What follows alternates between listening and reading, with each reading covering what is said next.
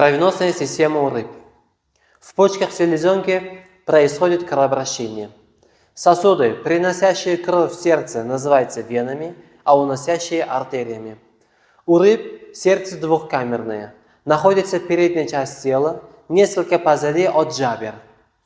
Имеется один круг кровообращения, который состоит из желудочка, брюшной аорты, 4 пары жаберных артерий. Потом кровь идет в жабры, здесь происходит газообмен, то есть в жаберных капиллярах.